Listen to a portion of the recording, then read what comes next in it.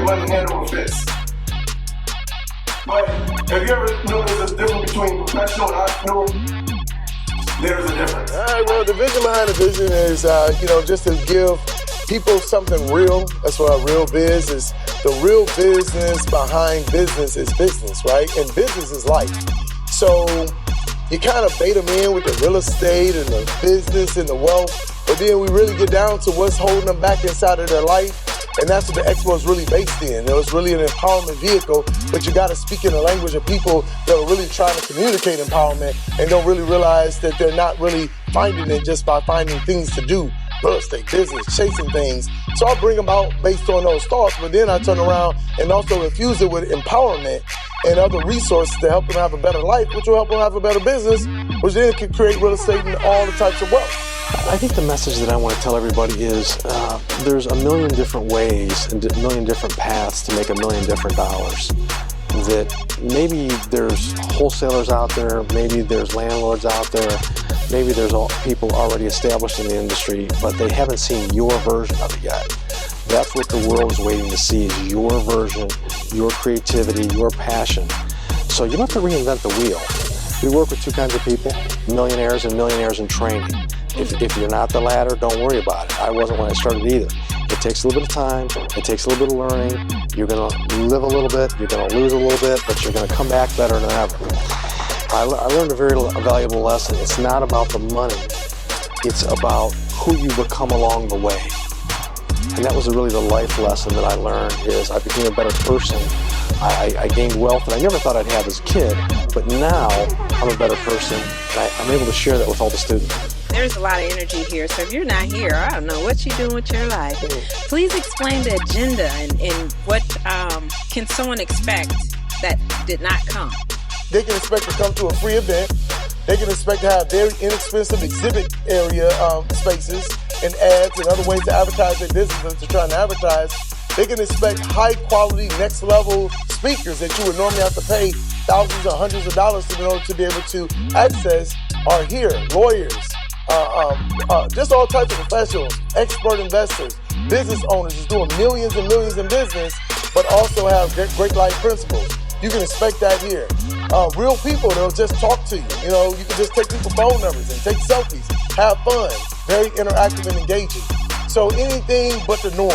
I want people to really feel at home, like it's a big old house that you can just network.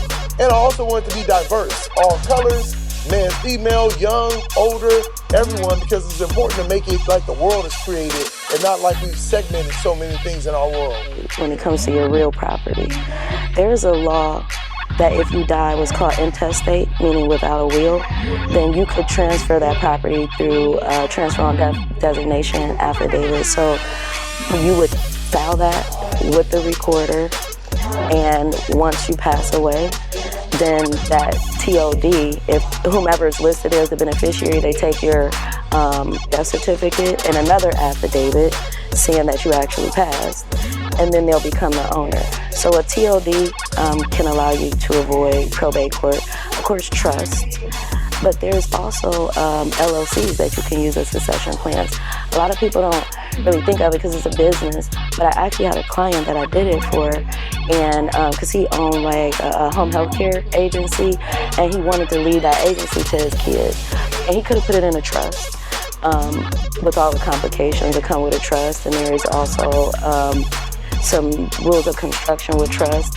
The gift has to vest in a certain amount of time. There's ways to get around that rule, but it can become very complicated. LLC, the way I use it as a succession plan, is the beneficiaries were this man's lineal descendants. So you couldn't be married into that. Your kids are your lineal descendants.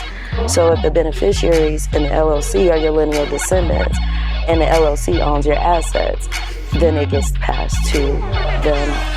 What is something our audience should know if they get into this business? What is the team that they must have? They're going to need, a contractor, a couple contractors. They're going to need maybe a home inspector, a realtor, a couple realtors. You're going to need to know some wholesalers, an attorney, a great title company, all those things, right? But honestly, if you have, it's real simple to go out and call. I mean, I could call right now a title company on Google and say, hey, you want to work with me? They'll say, yeah, of course. I can call a realtor, right? The only way the team operates well is if you, the team leader, are running the team right. If you're making sure the agent's doing what you want the agent to do, if the contractor's doing what you want the contractor to do, if you're not being your role as the team leader, the team won't do anything for you. The team will fall down. So, depending on what side of real estate you are on, I think the first thing you need to be doing is just minimizing your liability. So whether you are flipping, whether you're doing a buy and holds, whether it is wholesaling, how are you set up? What is your corporate structure? What does that look like? What is the best entity for you? And then make sure that if you have multiple entities, you're not commingling funds, that you're doing separation of those businesses, their assets, their documentation, that you're doing all the corporate formalities as well, so that you're limiting your liability. Because guess what? You're a business and you're actively doing business in the state. Someone's bound to, at some point, file some type of suit for something. So to make sure that you aren't exposed on a personal level at all. And then connecting you with those other ancillary providers, your insurance, your banking, your mortgage, all those folks are communicating effectively so that, again, we're covering you completely, I guess, in totality. I would say the best time to invest in real estate is right now.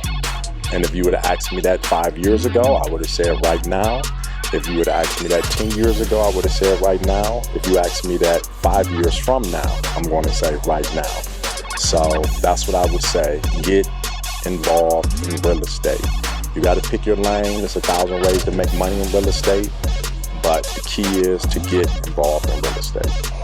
I think for me it was very important for people to understand, learn how to pivot, be flexible and be adaptable, especially in this market, because things are changing every single day. Interest rates, people's buying patterns are changing. Discretionary income levels are changing in families. So you have to be able to be flexible enough and pivot. So if you have a strategy to move forward this way today, it may not work because of economic changes. So you have to be able to go in and tweak. I think it's very important for people to have contingency plans, contingency strategies to fall back on, because if not, a lot of times you just march towards and you hit a brick wall. And I think that causes a lot of frustration, and people have a tendency to want to give up. And they're not as critically thinking about the path forward. So you have to learn how to pivot and have contingency plans. The first thing that you got to do, no matter where you're at, even if you come here or before you come here, is reimagine. Reimagine where you can be based on where you've been, right? Don't discount where you've been. Every bit of it adds up to who you're supposed to be in the future. Where are you going? Knowing that where you're going is the actual real thing. If you've been given a vision, then that's a real thing. And then in the middle, where you are. If you bring all those three things together, then you'll have a powerful imagination that you can reinvent yourself from. And then from there, the rest is just staying focused on that. In the second step, we tell people to write it down, like the back of 2 and 2, write the vision, make it plain. But that's the 2 I would just say, even though you asked for 1. It's just have the understanding that your imagination is more powerful than you think. And whatever you see, write it down on paper and you'll have it manifest, whether it be in real estate, business, or just life. But after it was all over, I'm hoping that we were able to impress upon the audience, just to be great. I think everybody on the panel was amazing.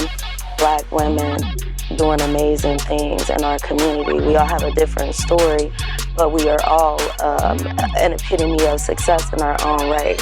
So hopefully the people in the audience were inspired by that and, want to do something passionate and with a purpose with their life. And I think that's also one of the things that we all had.